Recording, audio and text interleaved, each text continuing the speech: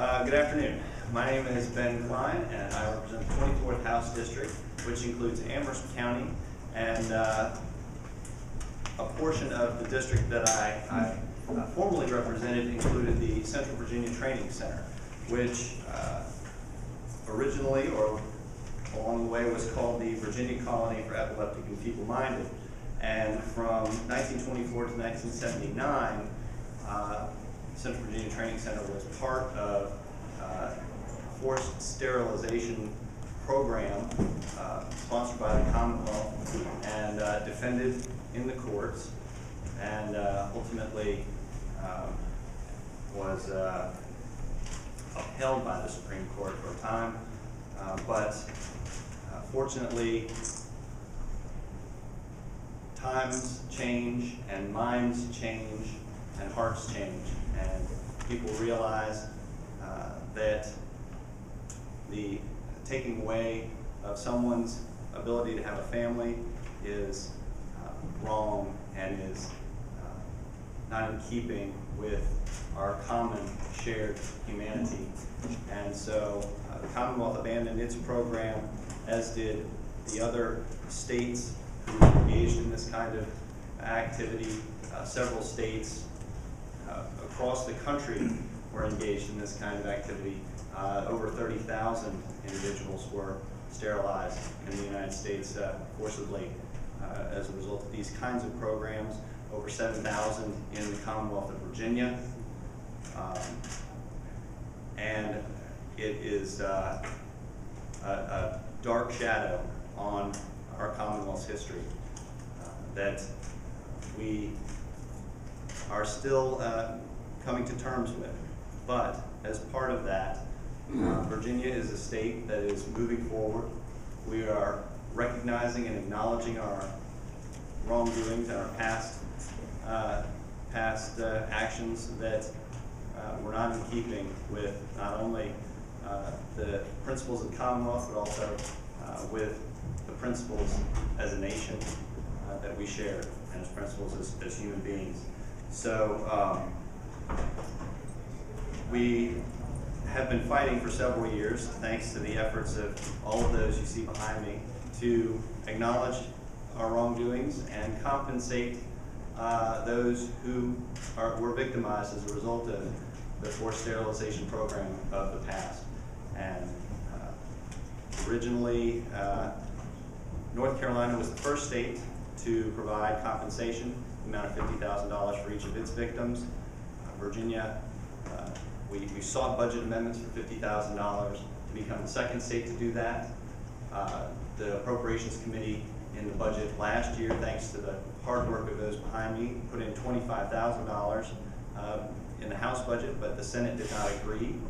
So we tried again this year, and thanks to the dogged efforts of so many here, we were able to successfully get it in the conference version of the budget. The House and Senate agreed, and we are pleased to report that it is in the final version of the budget.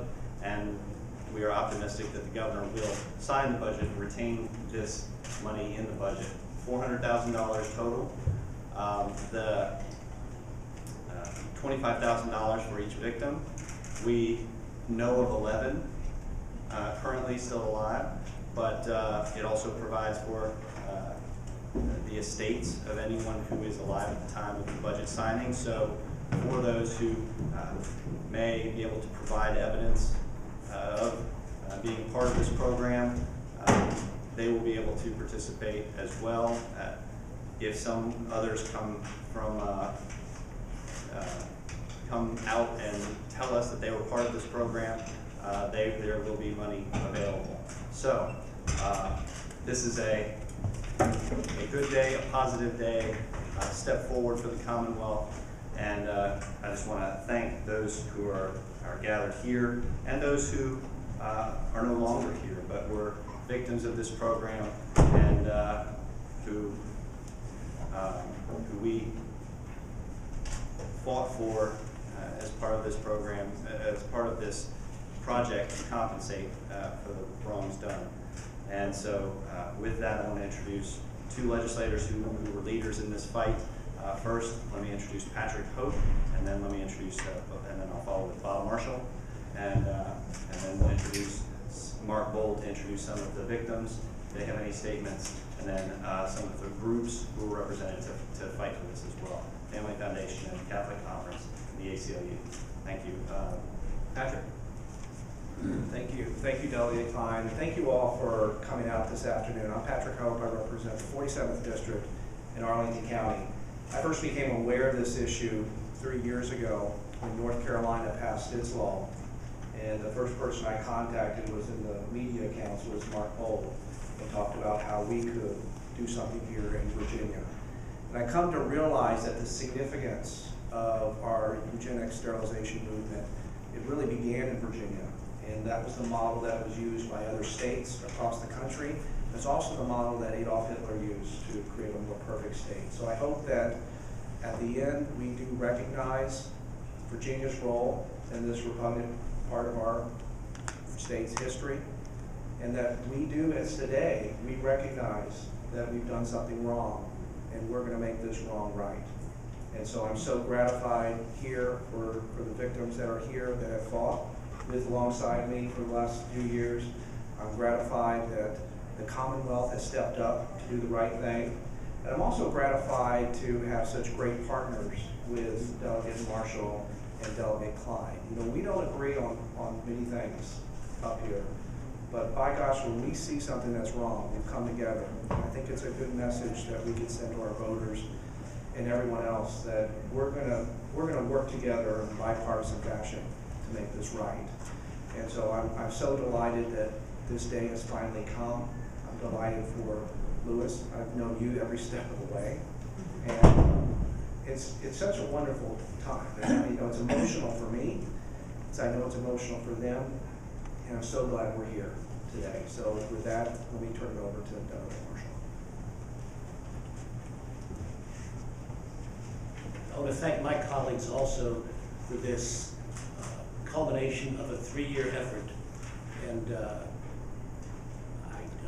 I'm kind of at a loss for words sometimes. I know some people may disbelieve that, but in this circumstance it is hard to describe, just to describe this whole circumstance, so I do have a prepared statement. Because no member of the General Assembly objected to the inclusion of public funds in the budget for Virginia victims of forced sterilization, we must conclude that it is the unanimous judgment of the representatives of the people of Virginia that those Virginians who were forcibly sterilized by prior actions of the Commonwealth receive something from the people of Virginia in acknowledgement of the profound wrong that was done that we are trying to remedy. The appropriations of money today will not undo the past wrong and will necessarily fall short as a restorative remedy for the injustice of stealing from our fellow Virginians the gift of the ability to have children. But failing to act at all would bring moral censure to those of us who can do something. It is my prayer and hope that the actions today will serve to deter future actions from occurring from such injustices. Thank you very much.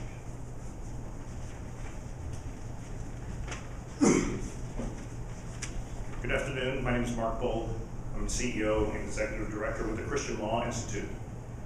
I'm very excited about the Commonwealth's decision in acknowledging the victims of Virginia's eugenical sterilization program and that they'll be compensated. Although money does not restore the intentional harm perpetrated against these individuals by their own government, it does, however, provide a great level of healing and forgiveness.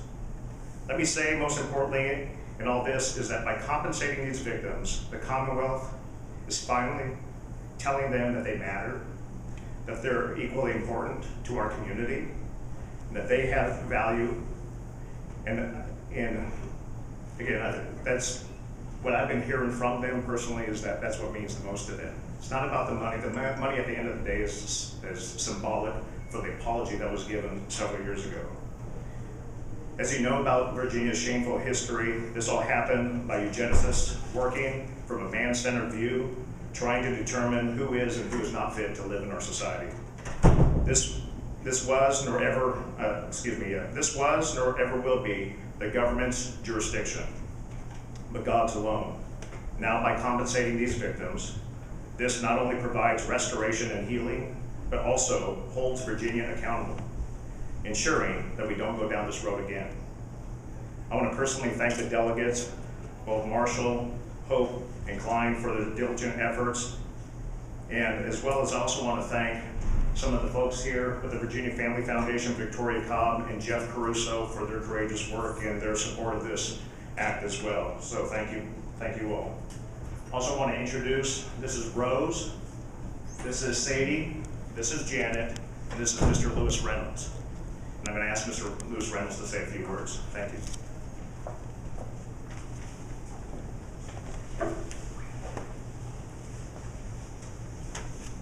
I'm with Reynolds, and I congratulate you all what God done for us. And I thank y'all very much, more than you ever know. I appreciate it. I served my country for 30 years in the Marine Corps, and I enjoy serving my country so much. It's all y'all have a life to live. And I ask you again, I congratulate you and thank you for everything.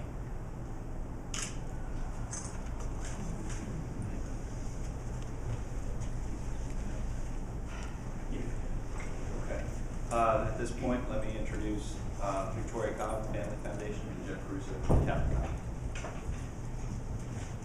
Thank you, Delegate Klein, and thank you, Delegate Klein and Marshall and Delegate Hope, for your leadership in bringing this to light and pursuing this reasonable solution for victims of Virginia's eugenic history. I'm Victoria Cobb of the Family Foundation, and we as an organization were honored to be a part of a diverse coalition that supported the Justice for Victims of Sterilization Act. I can think of few greater injustices than a government physically altering human beings without their consent, to deny them the right to give life and to have a family simply because that government deems them unfit. The legacy of eugenics and forced sterilization in Virginia and the precedent that it set for atrocities around the globe can never be truly repaired. And while Virginia has apologized for eugenics, that's little comfort to those few surviving victims who have had their ability to have children taken away from them by an atrocious government act. The idea that government can deem some worthy of life and others not should be revolting to every American. Beyond that, history has shown us time and again that a government that links arms with science, that is decoupled from morality, ethics, and humanity, is a very dangerous thing. Our hope is that while this small amount of money cannot begin to undo the wrong that was done, it is one way to hold a government accountable for its actions. And hopefully, this will set a new precedent that will prevent anything like this from ever happening again. We are pleased that the budget includes this restitution. It is long past time for our government to accept responsibility for its actions. Thank you.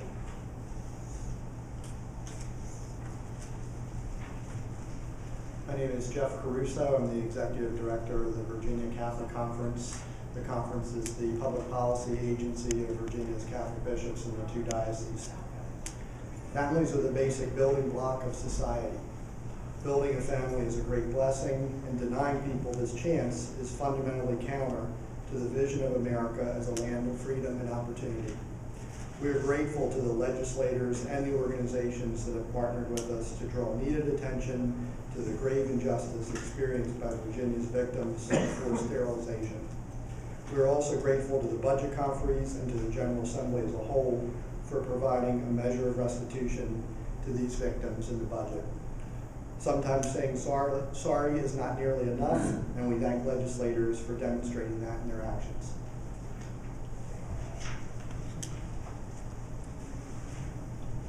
To most of us up here and most of us in the audience, I think we'd all agree that family is most important.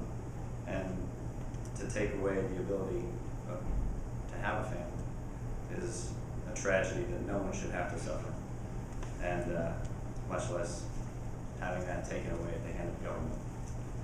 And so we are glad that we were able to step up, acknowledge the wrongdoings of the Commonwealth so many years ago, and provide something for these victims here in this budget. And so with that, we thank you very much for being here. Thank you to the ladies and gentlemen who are here very much. We enjoy seeing you today, and look forward to moving ahead with this and moving it on to the governor. So with that, I'm happy to take questions for any of the people behind me. Yes, ma'am. How soon will the victims actually get the compensation? The budget language directs that the Department of, they changed the name. Behavioral health. It's behavioral health now. Department of Behavioral Health shall come up with rules very quickly, so almost immediately, to provide for a process by which individuals can come forward and make claims, present evidence, and receive compensation very, very quickly. I know this was years in the making, but it's still less compensation than those victims in our neighbors in North Carolina. Any thoughts about that, 25,000 versus 50,000? Well, we asked for 50,000 in our budget amendment, and Mr. Bold said it well. No amount of money can make up for what was done. What we're doing here is acknowledging the wrongdoing and taking a step forward. It's Delegate, I think you said, is it roughly 8 that you've been able to locate egg victims, or do you know how? Mr. Bold has indicated that he knows of 11. I've read a story in the Stanton paper today about an individual who I don't know if Mr. Bold has met, but is one of the 11. It might be a 12th. But I think everyone realized that we have precious, time is precious, and we need to act swiftly. Is there anything that you're doing to outreach to kind of make people aware that this has happened? I mean, other than, I mean, obviously you called us all here. So, you all are part of our outreach. Right. We appreciate your help in getting the word out that this has been done, and that hopefully those who are still alive, who may be victims somewhere and not realize that there is an effort, will now know that they can come forward. So thank you for your help. Yes? Sorry, I was just trying to figure out how we got to the 400,000 if there's 11 known victims. There might be more, just in case there are more. Okay, gotcha. So, Let me just, Bob, you want to say something? let me just say this. Every member of the General Assembly, as the budget went through here in the House, every member of the General Assembly, as the budget went through the House and Senate, had the opportunity to object. It is striking to me that no one in the House, no one in the Senate objected. Therefore, it is the unanimous decision of the representatives of the people of Virginia that this profound wrong must be addressed in some capacity. And whether it's 50,000 or 25,000 is not the point. The point is, we did a wrong. We are attempting in the way that we can to rectify it. That's it. So if somebody thinks they're a victim, who would they contact? The Department of Behavioral Health will establish contact, to be the established point of contact. Anyone else? All right, thank you all very much.